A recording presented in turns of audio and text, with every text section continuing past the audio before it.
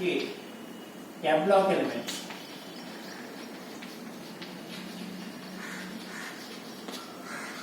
Next వచ్చేసి మనకి F block elements. F block elements తీసుకుంటే మనకి ఆల్రెడీ ఫస్ట్ ఇయర్ లో నేర్చుకున్నది. ఎఫ్ బ్లాక్ ఎలిమెంట్స్ అంటే differentiating electrons enters into the antepenultimate shell. Differentiating electron enters into the antepenultimate shell. Such type of elements is known as F block elements. భేదపరిచే electron ఉపాంత్య కక్షలో చేరితే ఆ సమ్మేళనాలను ఏమంటాం అంటే ఎఫ్ బ్లాక్ మూలకాలు అంటాం. ఇక్కడ చూసుకుంటే మనకి ఎఫ్ బ్లాక్ మూలకాలు ఎక్కడ ఉంటాయంటే ఆవర్తన పట్టికలో పీరియాడిక్ టేబుల్ లో మనకి బాటమ్ లో ఉండడం అనేది జరుగుతుంది. బాటమ్ లో 2 సిరీసెస్ కింద ఉంటుంది. ఫస్ట్ వన్ వచ్చేసి 4F సిరీస్, సెకండ్ వన్ వచ్చేసి 5F సిరీస్. 2 సిరీస్ కింద డివైడ్ అవుతుంది. 4F series, 5F series. 4F శ్రేణి, 5F శ్రేణి. 4F సిరీస్ ని ఏమంటాం అంటే మనం లాంథనైడ్స్. వీటి కామన్ నేమ్ వచ్చేసి లాంథనైడ్స్. 5F సిరీస్ ని ఏమంటాం అంటే యాక్టినైడ్స్. 4F సిరీస్ ఎక్కడి నుంచి స్టార్ట్ అవుతుంది మనకి cerium to lutetium. 5F series వచ్చేసి మనకి థోరియం నుంచి లారెన్షియం. థోరియం నుంచి లారెన్షియం. కానీ ఇక్కడ లాంథనైడ్స్ యాక్టినైడ్స్ అని ఎందుకు అంటామంటే లాంథనం తర్వాత వచ్చే ఎలిమెంట్స్ ఇది సీరియం. సీరియం ముందు ఎలిమెంట్ వచ్చేసి లాంథనం కాబట్టి లాంథనైడ్స్ అంటాం. ఈ లాంథనం నుంచి లాంథనం తర్వాత స్టార్ట్ అవుతున్నాయి కాబట్టి వీటిని లాంథనైడ్స్ అంటే నేమ్ పెట్టడం జరిగింది. అలాగే యాక్టినైడ్స్, థోరియం ముందు ఎలిమెంట్ కూడా యాక్టినియం యాక్టినైడ్ అని పేరు పెట్టడం అనేది జరుగుతుంది. దీంట్లో చూసుకుంటే వీటి యొక్క జనరల్ కాన్ఫిగరేషన్ సాధారణ ఎలక్ట్రానిక్ విన్యాసం తీసుకుంటే జనరల్ ఎలక్ట్రానిక్ కాన్ఫిగరేషన్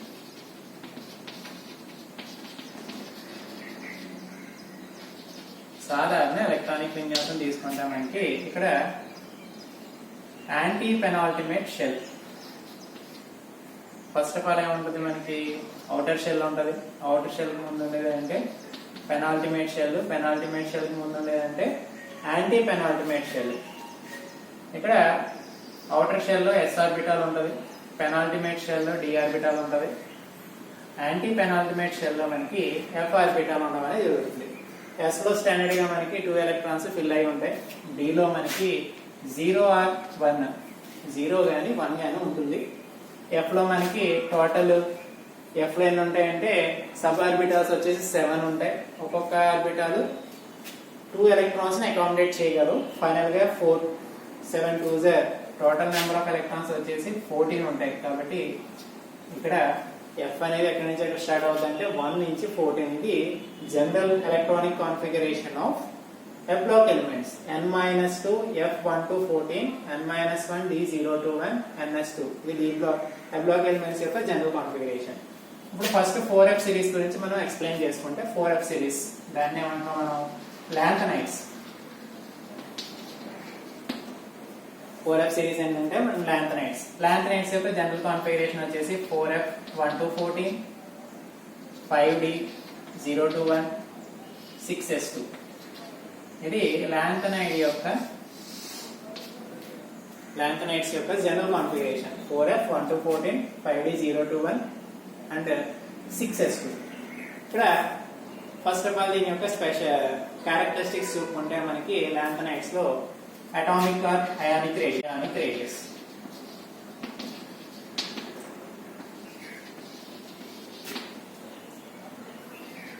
పరమాణు లేదా అయానిక వ్యాసార్థం. పరమాణు మరియు అయానిక వ్యాసార్థాలు. దీంట్లో అటామిక్ రేడియస్ కానీ అయానిక్ రేడియస్ కానీ ఏ విధంగా చేంజ్ అవుతూ ఉంటాయంటే ఫర్ ఎగ్జాంపుల్ లాంథనైడ్స్ అంటే ఎక్కడి నుంచి స్టార్ట్ అవుతున్నాయని చెప్తున్నాం సీరియం నుంచి లుటీషియం కి ఎండ్ అవుతున్నాయి. మనకి సీరియం నుంచి లుటీషియం కి వెళ్ళేటప్పటికి వీటి అటామిక్ రేడియస్ కానీ అయానిక్ రేడియస్ కానీ గ్రాడ్యువల్ గా డిక్రీజెస్.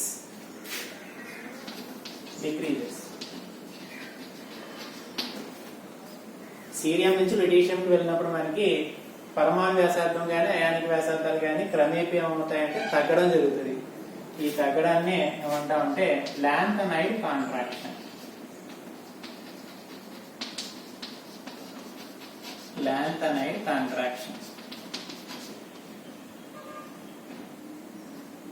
లాంథనైడ్ సంకోచం.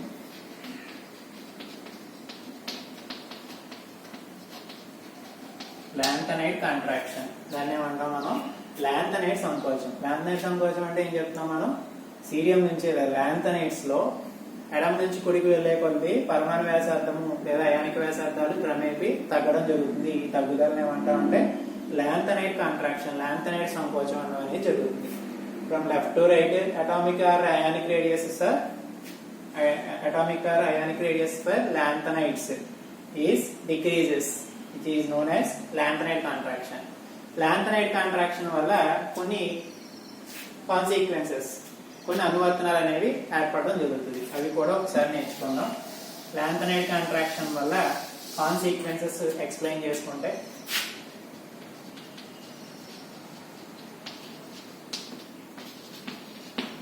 యాక్చువల్గా లాంథనైడ్స్ అనేవి మనకి ఏ సిరీస్ లో ఉంటాయి? థర్డ్ సిరీస్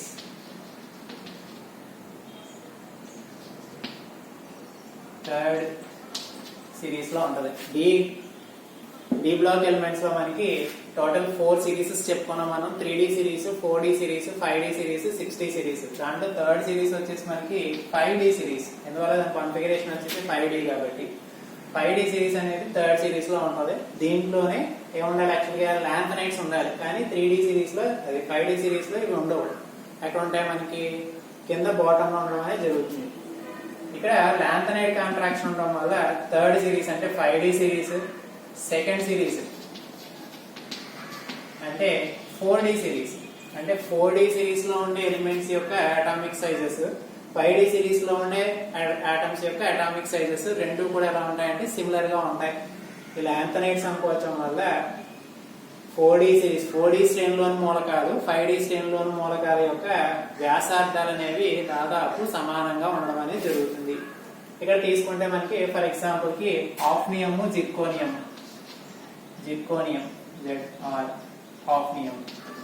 జిర్కోనియం అనేది 4D సిరీస్ లో ఎలిమెంట్, ఆఫ్నియం అనేది 5D సిరీస్ లో ఎలిమెంట్. దీని యొక్క అటామిక్ రేడియస్ వచ్చేసి 160 pm, దీని యొక్క అటామిక్ రేడియస్ వచ్చేసి 159 pm. ఇవి రెండు కూడా నియర్లీ ఈక్వల్ కాబట్టి ఇవి రెండు కూడా నేచురల్ అంటే మిక్సే లభిస్తాయి అన్నమాట. రెండు కలిపి లభిస్తాయి, జిర్కోనియము, ఆఫ్నియము. కాబట్టి వాటిని సెపరేట్ చేయడం అనేది నార్మల్ మెథడ్ లో రెండింటిని సెపరేట్ చేయడం అనేది ఇంపాసిబుల్. ఇది కాన్సిక్వెన్సెస్. ఇవన్నీ కూడా ఏంటంటే మనకి కాన్సిక్వెన్సెస్, అనువర్తనాలు. లాంథనైడ్ సంకోచం వల్ల అనువర్తనాలు అంటే ఇవి రాసుకోవడమే. లాంథనైడ్ సంకోచం వల్ల అనువర్తనాలు ఫస్ట్ ఏంటంటే మనకి 4D series, third D series, second D series లో ఎలిమెంట్స్ యొక్క పరమాణు వ్యాసార్థాలు అనేవి దాదాపు సమానంగా ఉండడానికి గల కారణం ఏంటి? లాంథనైడ్ సంకోచం.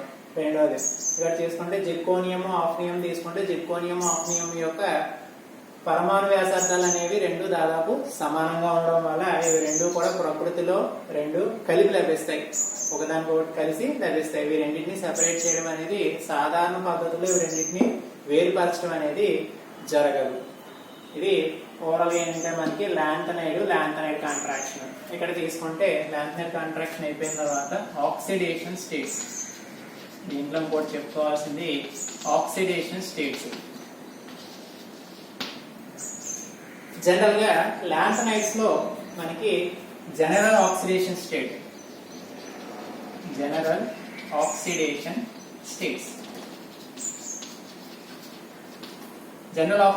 తీసుకుంటే మనకి +2 అండ్ +3.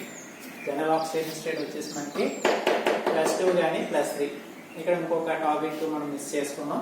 లాంథనైడ్ సంకోచం, లాంథనైడ్ కాంట్రాక్షన్ యొక్క రీజన్ ఏంటి? ఎందుకు లెఫ్ట్ టు రైట్ వెళ్ళినప్పుడు అటామిక్ రేడియస్ గ్రాడ్యువల్ గా డిక్రీజ్ అవుతుంది? దానికి గల రీజన్ ఏంటంటే లాంథనైడ్ కాంట్రాక్షన్ కి రీజన్ పూర్ షీల్డింగ్ ఎఫెక్ట్.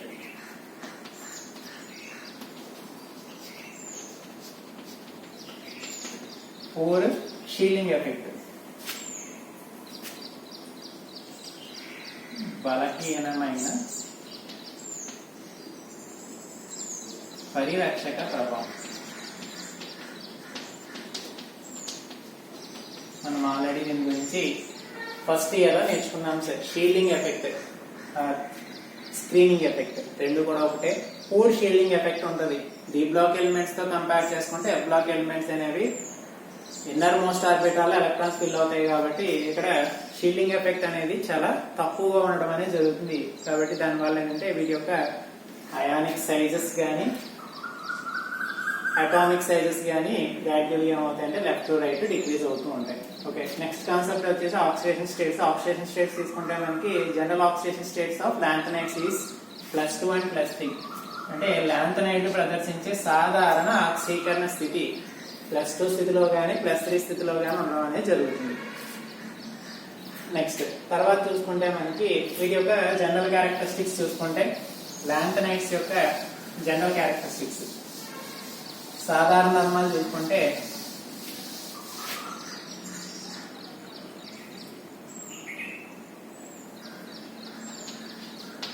ఇవి సిల్వర్ కలర్ లో ఉంటాయి.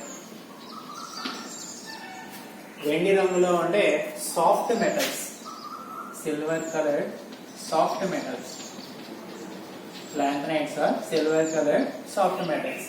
అంటే వెండి వలె మెరిసే మెత్తని లోహాలు, డి బ్లాక్ ఎలిమెంట్స్ అనేది లాంథనైడ్స్ అనేది. లాంథనైడ్స్ అనేవి సిల్వర్ కలర్ సాఫ్ట్ మెటల్స్. వీటి యొక్క అటామిక్ సైజెస్ అనేవి గ్రాడ్యువల్ గా అనేది ఏమవుతుందంటే డిక్రీజ్ అవడం అనేది జరుగుతుంది. కాబట్టి ఎయిర్ లో ఎక్స్పోజ్ చేస్తే exposure to air color is disappear.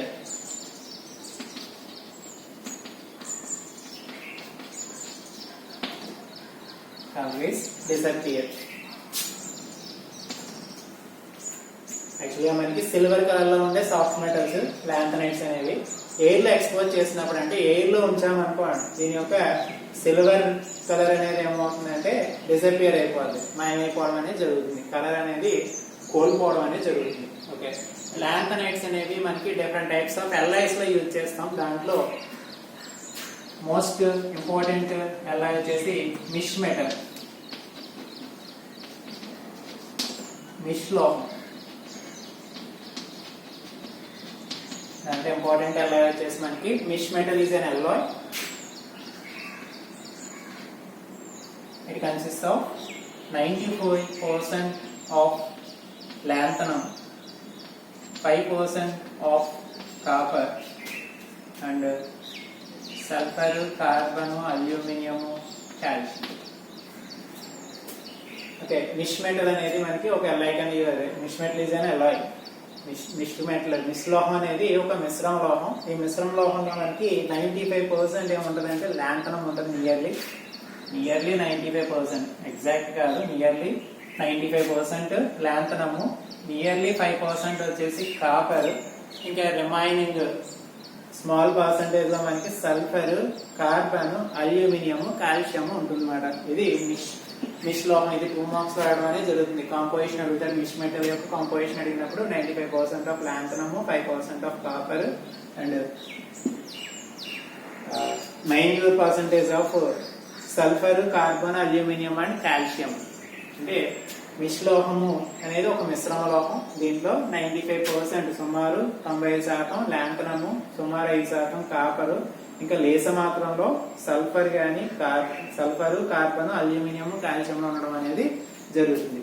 వీటిని ఈ మిష్ మెటల్ అనేవి మనకి ఎయిర్ పార్ట్స్, ఏరోప్లేన్ పార్ట్స్ లో గట్రా ఈ మిష్ మెటల్ ని యూజ్ చేయడం అనేది జరుగుతుంది అన్నమాట. ఇది లాంథనైడ్స్ గురించి.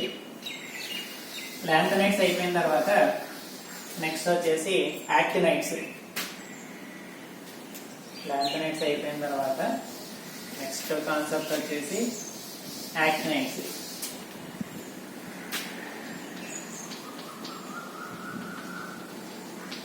ఇందాక చెప్పుకున్నాం మనం. యాక్టినైడ్స్ అనేవి ఎక్కడి నుంచి స్టార్ట్ అవుతాయంటే థోరియం నుంచి లారెన్షియం వరకు ఉంటుంది. థోరియం టు లారెన్షియం వరకు యాక్టినైడ్స్ ఉంటాయి మనకి.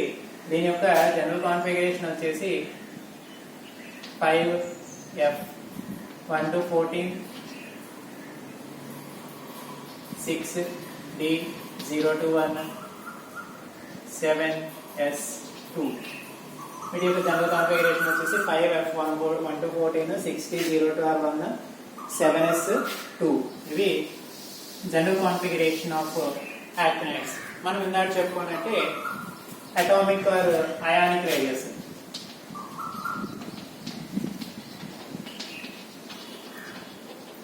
అటామిక్ ఆర్ అయానిక్ రేడియస్ అక్కడ చెప్పుకున్నట్టే ఇక్కడ కూడా ఏంటంటే మనకి లెఫ్ట్ టు రైట్ వెళ్ళినప్పుడు అంటే థోరియం నుంచి లారెన్షియంకి వెళ్ళినప్పుడు మనకి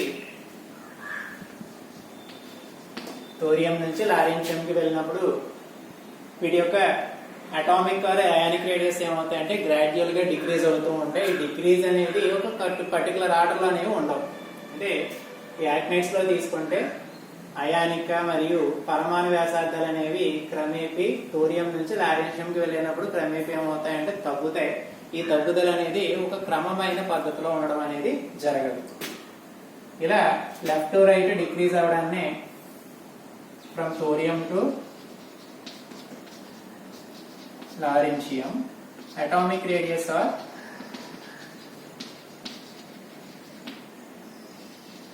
decreasing. This is known as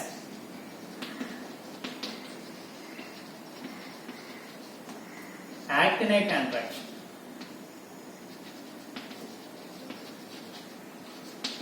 ఇందాక ఏ విధంగా అయితే లాంథనైడ్ కాంట్రాక్షన్ చెప్పుకున్నామో ఇక్కడ కూడా లెఫ్ట్ టు రైట్ వెళ్ళేటప్పటికి వాటి యొక్క అటామిక్ ఆర్ అయానిక్ రేడియస్ ఏమవుతాయంటే గ్రాడ్యువల్ గా డిక్రీజ్ అవుతాయి.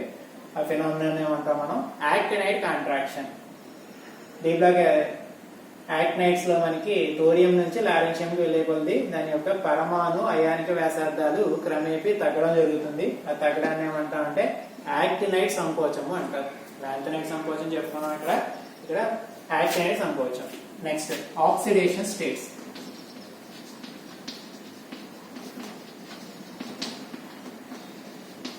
ఆక్సిడేషన్ స్టేట్ తీసుకుంటే మనం ఆల్రెడీ లాంథనైడ్స్ లో చెప్పుకున్నట్టు లాంథనైడ్స్ యొక్క జనరల్ ఆక్సిడేషన్ స్టేట్ వచ్చేసి +2 or +3 అని చెప్పుకున్నాం. ఇక్కడ జనరల్ ఆక్సిడేషన్ స్టేట్ వచ్చేసి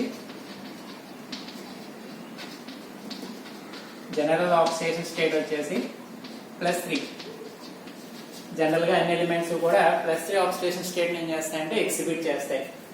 వీటితో పాటు ఇక్కడ ఏంటంటే మల్టిపుల్ ఆక్సిడేషన్ స్టేట్ కూడా ఎగ్జిబిట్ చేస్తాయి. లాంథనైడ్స్ అనేవి మల్టిపుల్ ఆక్సిడేషన్ స్టేట్స్ ని ఎగ్జిబిట్ చేయదు, కానీ యాక్టినైడ్స్ ఏమవుతాయంటే మల్టిపుల్ ఆక్సిడేషన్ స్టేట్స్ ని ఎగ్జిబిట్ చేయడం జరుగుతుంది.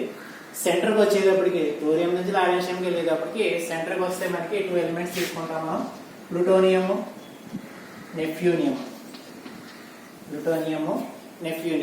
ఇవి రెండు కూడా +3, +4, +5, +6, +7. +3, +4, +5, +6, +7. ఇవి రెండు కూడా +3 నుంచి +7 ఆక్సిడేషన్ స్టేట్స్ ని ఎగ్జిబిట్ చేస్తుంది. ఓకే, యాక్టినైడ్స్ తీసుకుంటే మనకి వాటి యొక్క సాధారణ ఆక్సీకరణ స్థితి వచ్చేసి +3, కానీ సెంటర్ లోకి వెళ్ళేటప్పుడు మధ్యలోకి వెళ్ళేటప్పుడు ఇవి బహుళ ఆక్సీకరణ స్థితిని ప్రదర్శించడం జరుగుతుంది. దానికి ఎగ్జాంపుల్ తీసుకుంటే మనకి ప్లూటోనియం, నెప్ట్యూనియం. దీంట్లో తీసుకుంటే ప్లూటోనియం, నెప్ట్యూనియం తీసుకుంటే వాటి యొక్క ఆక్సీకరణ స్థితిలో ఏమవుతాయంటే +3 నుంచి +7 వరకు అవి ప్రదర్శించడం జరుగుతుంది. నెక్స్ట్ చూసుకుంటే మనకి దీంట్లో లెఫ్ట్ టు రైట్ థోరియం నుంచి లారెన్షియంకి వెళ్ళేటప్పటికి అటామిక్ నెంబర్ ఇంక్రీజ్ అయ్యే కొద్దీ వాటి యొక్క హార్డ్నెస్ అనేది కూడా ఇంక్రీజ్ అవుతూ ఉంటుంది. అంటే థోరియం నుంచి లారెన్షియంకి వెళ్ళేటప్పటికి వాటి యొక్క దృఢత్వం అనేది క్రమేపీ పెరుగుతుంది. దీంట్లో హార్డెస్ట్ మెటల్ వచ్చేసి సమేరియం, SM. ఇది హార్డెస్ట్ మెటీరియల్, హార్డెస్ట్ మెటల్. దృఢమైన బ్లాక్ ఎలిమెంట్, దృఢమైన యాక్టినైడ్ వచ్చేసి మనకి సమేరియం, SM కింద డినోట్ చేస్తాం మనం. సమేరియం అనేది హార్డెస్ట్ మెటల్. ఇక్కడ చూసుకున్నప్పుడు మనకి ఇందాడే చెప్పుకున్నాం మనం, లెఫ్ట్ టు రైట్ వెళ్ళేటప్పటికి వాటి యొక్క అయానిక్ ఆర్ అటామిక్ రేడియస్ అనేవి డిక్రీజ్ అవుతాయని చెప్తున్నాం.